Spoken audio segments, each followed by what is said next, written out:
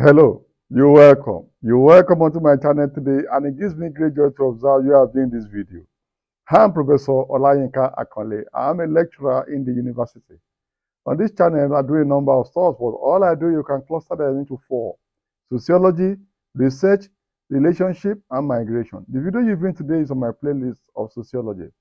Meanwhile, if you have not subscribed to this channel previously, kindly go ahead and click subscribe on your screen right now. Tap subscribe on your screen right now to join my family of subscribers. And so that you might be alerted every time I drop new videos that will be of benefit to you. Tap subscribe right now. We are building a community of sociologists in this place. And you are welcome to this community. So today I will be discussing on Max Weber's urban sociology. Don't forget, this is another video in my series um, on theories of urban sociology. I've dropped videos on Burgess and Park, on urban ecology theory.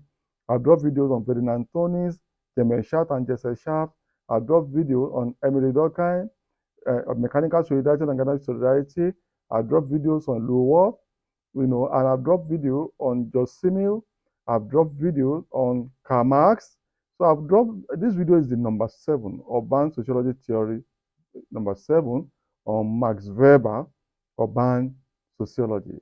So I'll be dropping, but bear in mind that, like I said in previous video, that Max Weber's theory qualify, for what we can call a macro sociological theory, it's trying to explain, but it also has some element of micro, because it also try to look at, just like a social action theory, also try to look at interpersonal relationship among groups. But it also look at the structural, the social structure of cities. That's why we consider it macro, looking at the institutional arrangements and the normativities that bind them together to affect human behavior.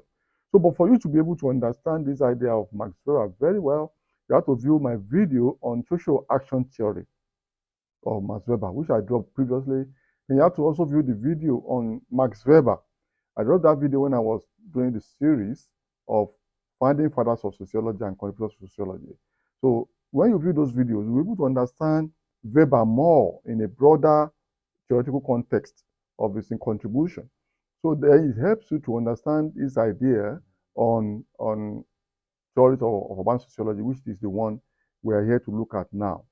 So this is a macro perspective in historical proposition, but also embedded with some element of micro.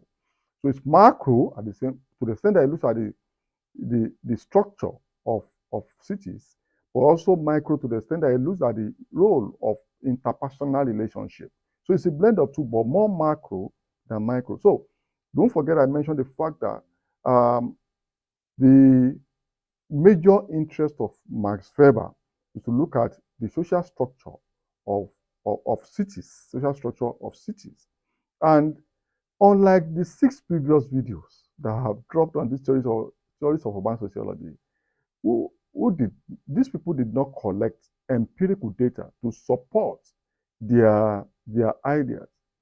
But Weber characteristically gathered empirical data in many cities. He conducted survey research in many cities before he came up with what they call ideal type. If you're familiar with Weber, you know that Weber always tries to give what they call ideal type. Whether you look at his social action theory or you look at his work on bureaucracy, you will see that he gives ideal type, what he believes a particular system or structure or organization should look like normally. But this may deviate from what you see physically. But this idea time gives you conceptual and analytical framework to be able to understand human action within that particular institutional reality or environmental system or structural system. So the same thing Weber did in his contribution to urban sociology, in the sense that it looks at urban community as ideal type. And it gave us a framework to be able to understand cities as urban community. What are those parameters, like it did in bureaucracy also, that cities must have as we want to look at the social structure of those cities from micro perspective? So bear that in mind that it gives what they call urban community ideal type. And Weber, you cannot say maybe Weber was pessimistic or optimistic, like I've done for the 6 previous thinkers. It was not being judgmental, generally speaking, but you can make up your mind what you feel when you view this video to the end, whether Weber was pessimistic or optimistic or just in between, like Karl Marx.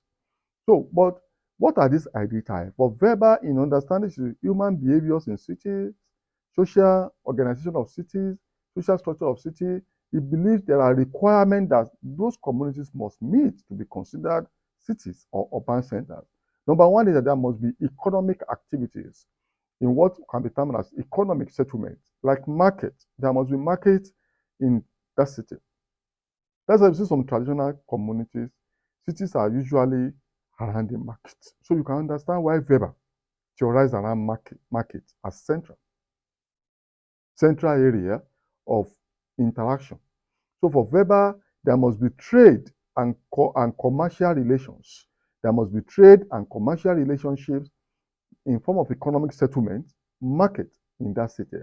So cities are characterized by market and commercial relations. Number two, there must be court and law in cities. There must be legal institutions, legal apparatus. For cities to be seen as cities, there must be court and legal, unlike traditional societies that were run by norms and values and traditional relations. There must be established court of law, constitutions, and court to arbitrate, to adjudicate, to guide human action in form of legal. Don't forget, central to Max Weber is the idea of legal rational, that people must be rational within the legal framework in their behavior in cities. And this distinguishes cities, urban areas from rural areas. So the presence of market and court and law in terms of legal institution and establishment, they are required for cities to function effectively and for areas to be characterized as cities different from rural areas. There must also be partial political autonomy. At least there must be political systems. There must be, though they might be partial in the sense, for example, in the federal system, there may be federating unit, but there must be cities. For cities to be considered cities, there must be partial political autonomy. They must have their political systems that will be running the cities. Then there must be element of military self-sufficiency. So they must be able to defend. Cities must be able to defend themselves to a large extent. Self-defense, military self-sufficiency is very important. There must be standing army in whichever form level of sophistication. But self-defense is important. Don't forget Weber's ideal type. These are the ideas. It may be variations because he was also looking at Western societies, Western cities. So if you have some not so modern, not so Western cities, you may have some departure. Even Western cities may not necessarily conform to Weberian urban sociology of cities, but it believes that there must be some element of self-defense, maybe self-sufficient military or some form like that. Then, more importantly for us sociologists, is the sociology of Weber's urban sociology, in the sense that for Weber, there must be social relations, there must be social organizations, there must be associations, there must be social relationship among people. People must be able to relate, though within a framework of legal rational. Tradition, culture may not be the ultimate social organization, but there must be a social organization that is structured in a way, formalized in a way. There must be a relationship, interpersonal relationship that can form web of social relations.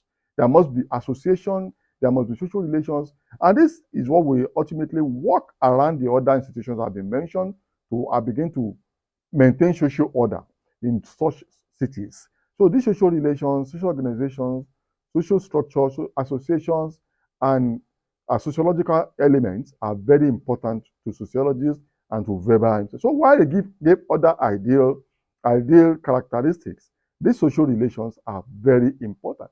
And there must be larger institutional relations.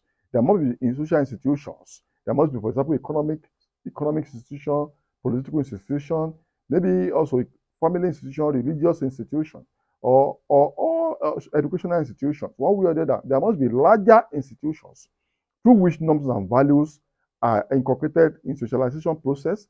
I have a video on socialization on this channel. View that video. And it's through these are social institutions that will then moderate human action to create social order in that society. So cities generally for market settlements, for verbal, and they have legal and political autonomy run by a lot of rationality, legal rational consciousness, legal rationality, or rather than traditional or charismatic institutions. It's not about rural areas are known for their charismatic, for their, if you look at different types of authority, traditional authority. But for verbal, cities are run by legal rational or authority.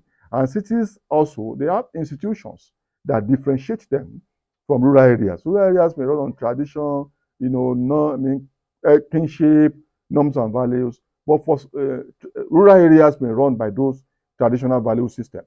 But cities are run by legal rational authority. And this is very important for us. Before we consider anywhere a city, these are very important.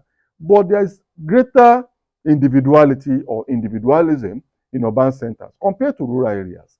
Cities run on greater individualism, freedom from traditional ties. Rural areas maintain kinship system, traditional ties. And when you look at this, it's very important. If you look at view my video on Simil, Simil also talk about money as an element of freedom. That money creates transactional relationship that frees people as it gives them individualism. It also gives them, freedom from kinship ties. So verbal is also leveraging now, communicating. These theories, like I told you previously, must be viewed as complements. You must see them, and that's why I've been presenting them as complements. You can see one in the other. And to be able to do well in an exam in this area, you must be able to establish an handshake across all these theories to see their departures because they are just in conversations. Now, if you now look at the verb are talking about greater individualism, individuality, freedom from traditional ties as an element of rationality that define urban centers, then you will understand that it's also talking about things that Judge Simil has spoken about. And I will show you again. In a sense that, as Weber talked about market settlement, legal rational authority, autonomy of the individual, and autonomy of these urban centers from others, the individualism. You also spoke about something about metropolis. The cities also are metropolis, and they also impact how people behave. Don't forget, it's part of the idea, how people behave, the effect it has on people's behavior, even the psychological effect of cities on people's life. And you can look at this now, again, if you go back to the Similian approach of blasé attitude, or blasé outlook, or blasé attitude, you will discover that Weber is also rehashing what Simil also spoke about the psychological effect of cities on human behavior and mental health, and the question of blasé attitude. So this blasé attitude is also being alluded to by Weber. The metropolitan life also sometimes create blasé attitude in urban dwellers. And at this point now, you can be saying maybe Weber is also manifesting some elements of pessimism. But all along, we're just giving an ideal type. So this ideal type gives us an idea of Western construct. But this Western construct can also be seen in cities in even developing countries and non-Western countries, especially in context of globalization and Westernization. So this Weber's urban sociology, this idea, gives us good conceptual tool to analyze the sociology of cities. Gives us good conceptual, empirical, analytical tool, framework to be able to engage in nice analysis of cities. And across the world, also because it gathered data across the world.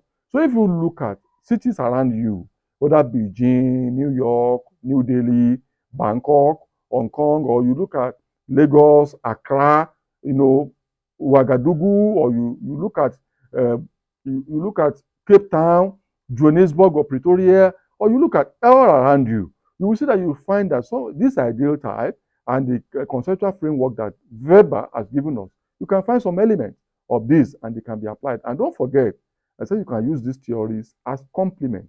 You can triangulate them to explain. If one cannot capture it, another may be able to capture it. You can triangulate all these theories to give, but they are to give you perfect issue that you want in the city you're analyzing pattern. Don't forget, theories are to give you explanatory framework to assist you to explain. I just dropped one on Karl Marx. You can find these theories as complement.